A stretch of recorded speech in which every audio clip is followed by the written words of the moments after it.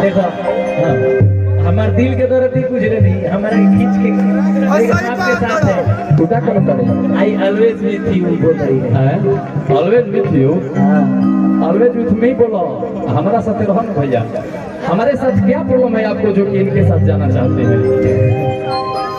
तुम ज्यादा बोल रहे हो। अरे तेरी हम ज्यादा बोलते हैं ना ना हम ठीक बोलते हैं ओ भैया एकदम सुनो इंकरा खाती कहत नहीं तारा साथ रहल चाहते हैं ना इने कहो इंकरा साथ रहल चाहत रही इंकरा खाती कहत नहीं कि कब पकड़ा लू तू रहनिया हाला करेला सिया। सही बात है, सही बात। अब कुछ समझ के कहां जाओगे?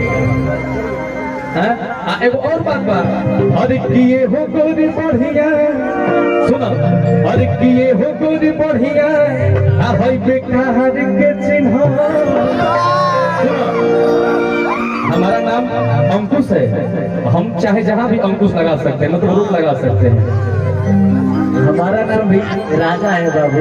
चार बाजा बजा सकेला। हाँ हम कहीं भी बाजा बजा सकते हैं, कहीं भी। तो राजा के साथे अंकुश के ही से रखल बा, अंकुश के साथे यही से राजा के रखल बा कि अंकुश थोड़ा राजा टाइप का जिएगा। राजा के साथ ऐसी ऐसी रानियां घूमती रहती है ना। अच्छा सुनो राजा के साथ ऐसा ऐसा रानी घूमत रही तो हमारी बात सुनो लोग, अच्छा लगी तब हाला करिए लोग। कि चीज गोरी बढ़िया है, देख लो पहले कि चीज गोरी है बढ़िया आप कहां के चिन्ह भाई दोनों में से असली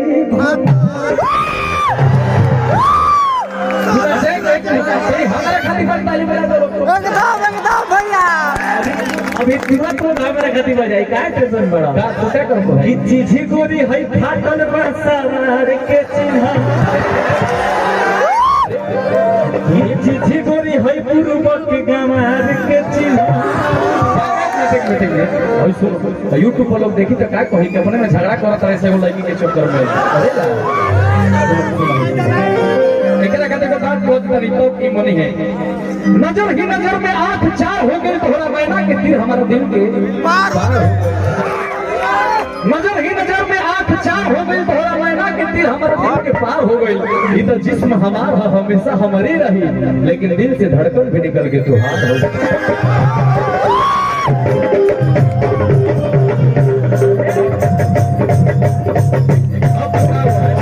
अब बताओ अभियो ना पिघलो तो हम क्या करें? 40 बार आता 40 छाता गार्जियन लोग बैठे हैं, कुछ रिस्ट्रिक्शन है, नहीं तो हम खुल जाएंगे बाबू तो समझ रहे। लेकिन इस शायरी बोले तो हमरो शायरी बोले के पड़ी। एकदम एकदम कि तेरे आंखों में मेरा नूर होगा फिर तू ना कभी मुझसे दूर होगा। तेरे आंखों में मेरा नूर होगा फिर तू ना कभी मुझसे दूर होगा। सोच उस पल जान क्या गुजरेगी जिस पल तेरे मांग में मेरे नाम का सिंदूर होगा। अल्फा बजा अरे अंकुश राजा में से राजा कोई ले करके तो चल गए, हम बुझ गए। ये सब अभी लगी की जगह पे लिखे पड़े के पब्लिक खाती दिल पे लिखे ले के भाई कहाई लगी के चक्कर में पड़ा ना। लेकिन बात ही बटे हम बताओ तो नहीं देखो एगो और कहे के भाव बा कि का कहीं कि इनका कुछ बुझाता ना बा, इन्हें लहकता इन्हें धुआंतो ना बा। का कहीं कि इनका कुछ बुझातो ना बा, इन्हें लहकता इन्हें धुआंतो ना बा, इन्हें बेधता इन्हें दुखातो ना बा। का कहीं के कुछ हर किए हो रानी बढ़ल हई का बाहर के चिन्ह। अब सुनाइए कहते और बात नहीं कर पड़ी। हमारा राजा भैया के दिल लड़वा दिलिए के में आज पता ना बोला चले हुई कितना। अरे सुनो कि गोरी हो ठीक न कइलू काम कर बढ़ा दी हलू। भाई एक मिनट अच्छा लगी तो ताली बजे हलो कि गोरी हो ठीक न कइलू काम कर बढ़ा दी हलू। अरे आए कहीं नाद पदू भैसा लड़ा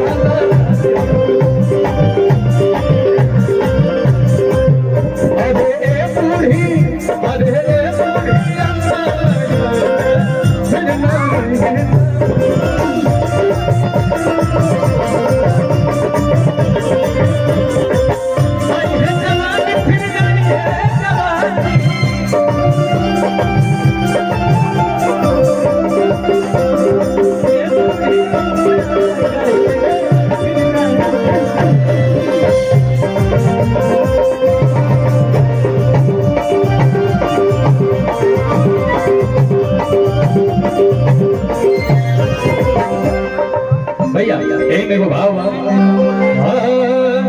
ये सब हमने के आपस में चलत रही लोग जो सबके प्यार है